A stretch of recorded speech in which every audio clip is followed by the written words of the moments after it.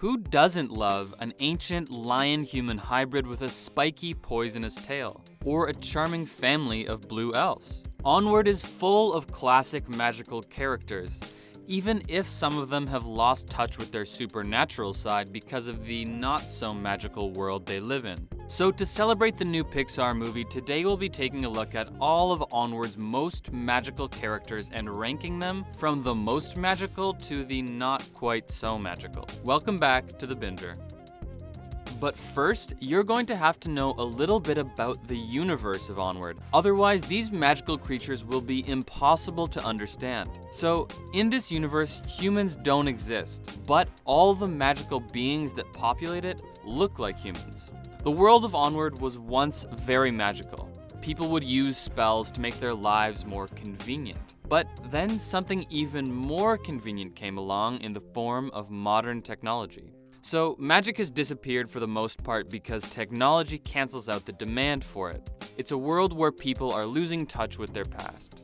The movie focuses on a family of 3 elves. There's the mom, Laurel, and the older son, Barley, and then the main character, the younger brother, Ian. Back in the day, elves were wizards, and over the course of Onward, Ian and Barley get back in touch with their magical roots through a gift from their deceased dad, which sends them on a quest for a crystal. Along the way, they meet a lot of magical creatures. So, who are they?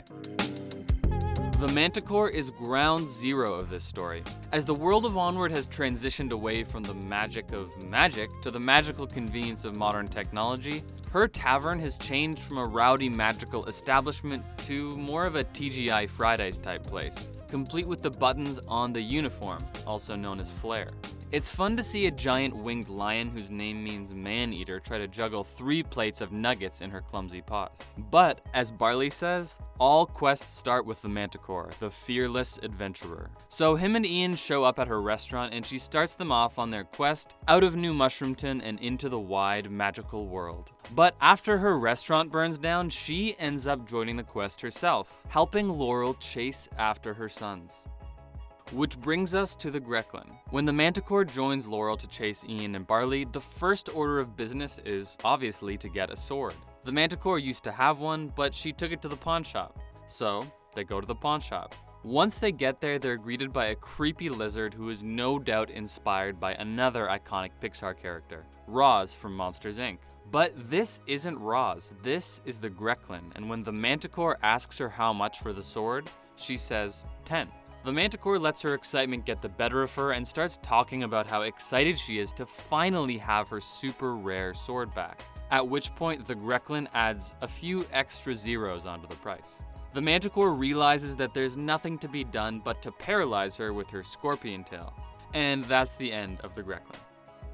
Just like prospective stepdads in real life, Colt Bronco is not likable at first. He's very rigid, uptight, and by the books. But Mr. Bronco also has a more humorous side, which unfortunately expresses itself through dad jokes and puns. For the whole movie, Ian struggles to get close to Colt, until the very end when he takes off his hat and reveals his secret weapon, his mane. Most of the best moments in Onward combine classic magical characters with normal, mundane things from the real world. The best of these combinations has to be the Toll Trolls. Pretty much everyone knows the story of the 3 Billy Goats Gruff, but if you're one of the very few people who don't, let's recap. 3 goats who are brothers run out of grass to eat. So they decide to move to a field on the other side of a bridge where the grass is literally greener and more plentiful. But when they try to cross that bridge, they run into a troll who lives under it and eats everyone who tries to cross. The smallest goat goes first, and when the troll tries to eat him, he says to wait for his bigger brother because he'll be more filling. The middle brother does the same thing, and the biggest brother comes and then knocks the troll off the bridge. In Onward, the troll doesn't live under a bridge. He's been given a toll booth where he can berate people for their $7 as they roll up to his little booth, whether they're goats or not. Barley and Ian's dad has to be one of the most magical creatures here because he's resurrected by a magic staff, even if the resurrection doesn't go quite according to plan. On Ian's 16th birthday, his mom Laurel gives him and his brother a staff that their dad had saved in the attic to be unwrapped when both of his sons were 16. Laurel didn't even realize that it was a staff, and when her sons get excited about their dad being a wizard, she brushes it off and says that he was an accountant. But it turns out that accountants have hobbies too, and maybe Wilden Lightfoot's was wizardry. Anyway, they use the staff and the instructions that came with it to bring Wilden back for 24 hours. But they mess it up and only conjure up his bottom half.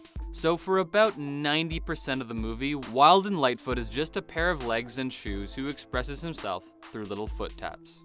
Every charming movie family has to have a pet, and the Lightfoots are no different, at least in this respect. They are different in that they live in a magical world where humans don't exist and everyone is a mythical being. So instead of having a dog like a human family or a snail like a deep-sea sponge might, the elf family has a dragon named Blazy.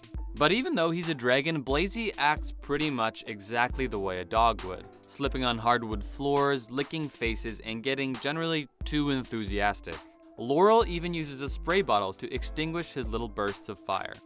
Unicorns are usually seen as regal, rare creatures who bring some magical aura with them wherever they go. But in Onward, some of the unicorns and Pegasi or Pegasuses are the opposite of that. There's one unicorn who leads a Jane Fonda style workout video, which is not very regal, but at least that one's in good shape. There are also other, less majestic unicorns in the movie. The first time we see them, they're dirty and hissing at each other and fighting over garbage. Later, the brothers are in a cave and they run into not bats, but a group of shrieking unicorns / Pegasi. First, they snarl at them like rats and then fly in a crazed flock straight into their faces like bats. They look dirty and inbred, which is a huge first for the on-screen representation of unicorns and Pegasi.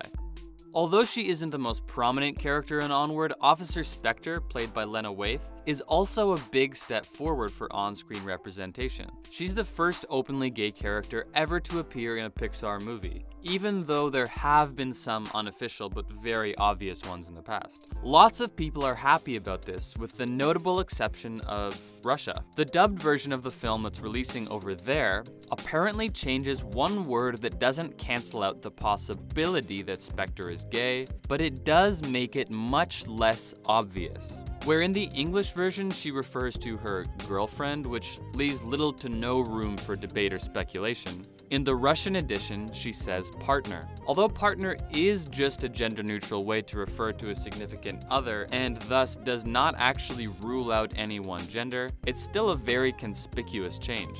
Unfortunately, it's not out of character for the Russian government, which is famous for its gay propaganda law, passed in 2013. And unfortunately, other countries are expected to follow suit.